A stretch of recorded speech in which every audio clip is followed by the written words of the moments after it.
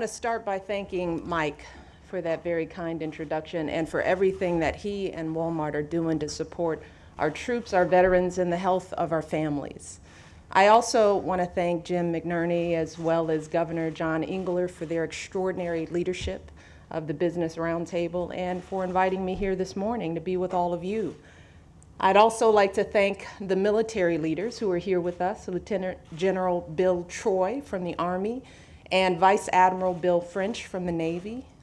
I'd also like to recognize the representatives from the administration who've joined us. You guys wave if you're here. Fred Volrath and Frank DiGiovanni from the Departments of Defense, John Gingrich from the Department of Veterans Affairs, Keith Kelly from the Department of Labor, and Matthew McGuire from the Department of Commerce. And finally, I want to thank all of you, the leaders of our nation's businesses, leaders who care deeply about the future of your businesses and about the future of our country and those who serve it.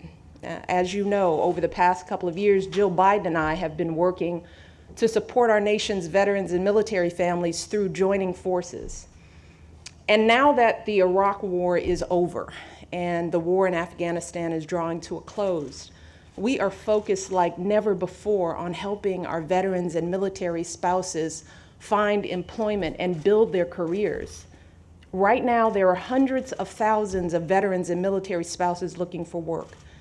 And in the coming years, we know that over 1 million more will be hanging up their uniforms and transitioning back to civilian life. These men and women will be returning to their families, rejoining their communities, and figuring out what's next in their lives. And as they do all of that, the one thing that they're going to be thinking about is a job.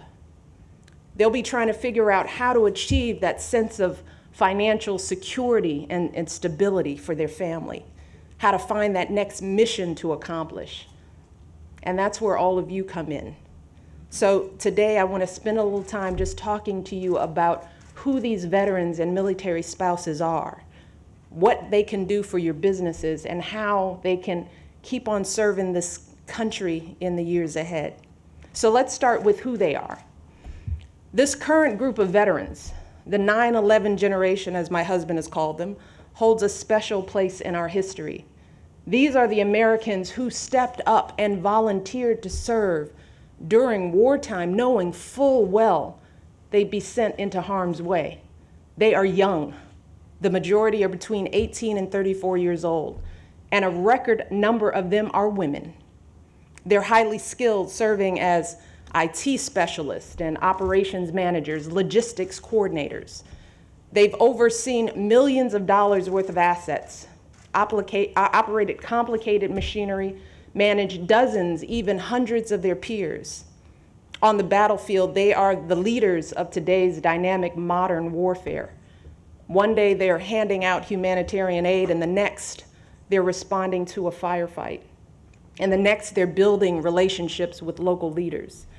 And they're doing all of this on the razor's edge when one wrong move could mean the difference between life or death.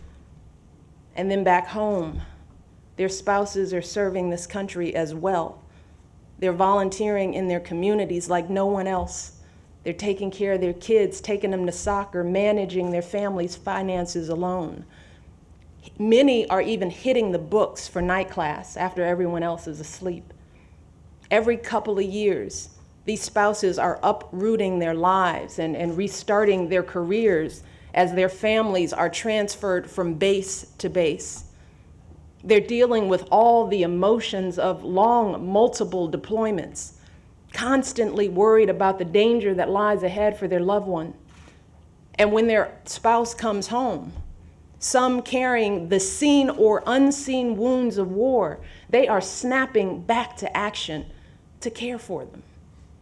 So these men and women, our veterans and military spouses, have seen it all. And in the process, they have gained the types of qualities and values that you simply can't teach anywhere else. A relentless commitment to excellence, the ability to juggle multiple priorities, the wherewithal to meet deadlines under every circumstance imaginable.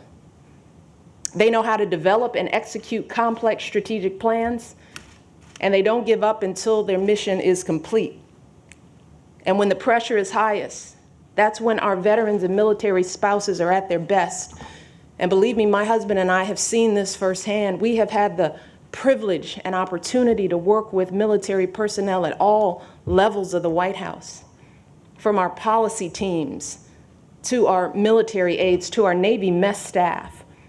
We have spent countless hours with thousands of our troops and military base families at White House events and on military bases throughout the world. And let me tell you, they are some of the most nimble and creative and effective people you will ever meet. And I couldn't recommend them more highly. These men and women are exactly the kinds of employees you all are looking for to help you compete in today's global marketplace. And they're proving that every single day with their achievements in the private sector. Let me just share a few stories. Jenna Dolan was in the Marines for 12 years, including 2 deployments to Iraq as a fighter pilot. And today she's a program manager at GE, where she's working with outside clients and people from all across the company to help build and sell helicopter engines. And when she's not doing that, she's still serving our country in the reserves. There's Holly Liskey, whose husband has been deployed 5 times as a Marine in the last 10 years. While her husband is overseas, Holly serves as a single parent for all 5 of their children. And Sam's Club thought that if she could handle that, then she could handle just about anything. So they hired her as an assistant manager. And then there's Neil Duncan, a former Army paratrooper with the 173rd Airborne. Neil lost both his legs to an IED in Afghanistan. And since his injury, he has climbed some of the tallest mountains on Earth on prosthetics. And last summer, at the end of his internship with JP Morgan Chase, Neil's manager knew they couldn't let him get away, so they hired him for a full-time position as an associate at a bank in Denver, where today he works with clients on their investment portfolios. And that's just 3 of thousands of examples I could give. A paratrooper in finance, a military wife supervising dozens of employees, and a fighter pilot who's now a program manager. And these folks are dynamic, resilient, and incredibly loyal. They are dedicated and hardworking, and they have what it takes to rise all the way to the top of your companies. And many of you already know this from personal experience. Right here in this room, we have multiple CEOs who have served our armed forces. And I just want to take a moment to say thank you for your tremendous service to our country. Thank you so much. But you don't have to be a veteran to realize that hiring our troops is the right thing to do for your business, which is why in the last 2 years, American businesses, including many represented here today, have taken up my husband's challenge to the private sector. And in the last 2 years, you have hired or trained more than 125,000 veterans and military spouses. And you've committed to hire or train 250,000 more by the end of 2014. So together, we are making real progress. And let me just say, I could not be more grateful for those of you who have stepped up and already made commitments. But I also have to be frank with you as we look ahead to the big picture. While we certainly are encouraged that we continue to chip away at the unemployment rate, right now, 9.4% of post 9/11 veterans, about 200,000 people, are still unemployed. That's almost 2 points higher than the national average. And for women veterans, the rate is even higher. And many young veterans, those ages 18 to 24, more than 1 out of 3 are unemployed.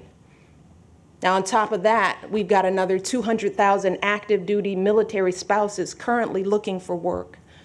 And when you combine all those numbers with the 1 million veterans that we know will be transitioning home over the next few years, it couldn't be more clear that we still have a lot more work to do. And that's why I want to highlight the incredible commitment from Walmart. Now, as Mike said, Walmart is projecting that they will hire 100,000 veterans in the next 5 years, which is truly extraordinary. But they are not limiting themselves to that number. They're making an open-ended commitment to our veterans. For every veteran who has served honorably and is in need of a job in the year after they separate from the military, Walmart is telling them that they will hire them. And they aren't just looking at annual turnover rates and picking a minimum number they know they can easily hit. Instead, they are setting the bar high.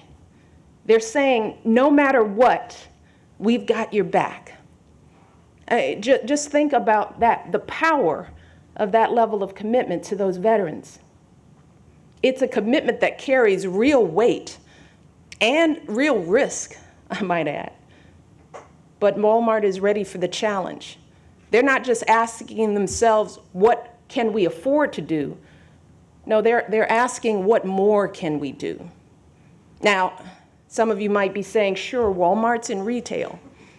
They've got stores in every corner of the country. They're hiring for all kinds of different jobs, from customer service to truck drivers to HR. But while the characteristics of your companies may vary, the character of your commitment to veterans doesn't have to. And whether you're in finance or technology or the food industry, every single one of you can ask yourselves that same question. What more can we do? So today, I want to challenge all of the members of the Business Roundtable to answer that question for your businesses. I mean, think outside of the box. Take real risk and work together to make big, bold commitments to hire our veterans and military spouses and help them reach their full potential within your companies. Show them that your business is there for them for the long haul. And if you do that, I know that you can build on the 125,000 folks that we've already hired or trained, and you can help us bring our veterans' unemployment rate down to zero. Yeah. Zero. That should be our goal. In fact, that is our goal. But it's going to take every one of us doing our part to reach it. And I want to emphasize that your companies are so uniquely poised to make a real meaningful difference on this issue. Together, you employ nearly 60 million people. You represent $7.3 trillion in revenue every single year, almost half of our nation's GDP. So the folks in this room alone have the capacity to end veterans' unemployment in this country. Now, of course, I'm not going to try to sell you on exactly who you should hire or how you should train them. And I do understand that what works for Walmart may not necessarily work for UPS or Motorola. I mean, you all are the only ones who can figure out the best approach for your businesses. But I do want to encourage you to sit down with each other and figure this out together by sharing best practices, pooling resources where it makes sense, and doing everything you can to fully integrate veterans into your businesses. And as you all are working hard on this issue, which I know you will, please know that this administration will be with you every step of the way. All the people from across the government that I introduced at the beginning of my remarks are also working hard on this issue within their agencies. And they will be available to answer your questions right after this meeting and in the weeks and months ahead. And just last week, we sat down with vice presidents and HR professionals from many of your companies to hear about how we can better help you find the people with the skills and talents that you're seeking. And that comes on top of the work that we've already done over the past few years, including the tax credits my husband has made available to any business hiring an unemployed veteran or wounded warrior. We're also helping our troops translate their skills into civilian resumes and matching them with careers that suit their experiences. We've created an online jobs bank, and we're connecting your companies to veterans in local communities through our American Job Centers. And we're also streamlining the credentialing processes so it's easier for military, truck drivers, welders, machinists, and medics to earn the certifications they need in the civilian world. So believe me, we are in this together with you. And I also want you to know that folks across this country are in this with you too. I mean, that's what I found to be the beauty of this issue. Whether folks are in the private or public sectors, whether they're from big cities or rural areas, everyone is on board when it comes to supporting our military families. I mean, just look around this room. We've got competitors like UPS and FedEx, Verizon and AT&T, Viacom and DirecTV, all sitting at the same tables ready to take on this issue together. No matter your differences, you're here today because you know that hiring veterans is good for your company and good for our country. And if you do this, if you direct the full power of your businesses to support our veterans, you will be making progress that lifts up this entire nation. You'll be making your businesses more productive, you'll be helping to lower the unemployment rate, and you'll be strengthening our economy. And more than anything else, you'll be showing these veterans what it means to be a member of America's military family. I mean, we have the capacity to redefine what it means to be a grateful nation, that we honor and respect those who serve our country, not just while they're in uniform, but also when they come home and for the rest of their lives. And let's be honest, in previous decades, our country hasn't always met that responsibility. But right now, today, we have an opportunity to show this generation of veterans that they're coming back to a nation that truly appreciates their service, not simply with words, but with real concrete action, action that will profoundly impact the direction their lives take long after they leave the military. We know that finding a job isn't just about a paycheck. It's a pathway to security and stability for these families, allowing them to save for a home, to send their kids to college, to build the life they've always dreamed of. But more importantly, a job is a source of pride. So many of these veterans are just looking for their next mission. They are ready. Because for them, the end of their military service doesn't mean the end of their service to this country. These men and women desperately want to put their training to good use by continuing their service here at home. They want to play a pivotal role in investing in our communities and rebuilding on this recovery. They want to deploy their skills and energies to ensure that we remain the greatest nation on earth. And we owe it to them to give them that opportunity. And we only get one chance at this. And we don't have a moment to waste. These first few months after our troops transition out of service are pivotal. So we got to act fast. Now is the time when they're making decisions that will affect the rest of their lives. Now is the time when they're beginning to feel whether or not this country is truly there for them.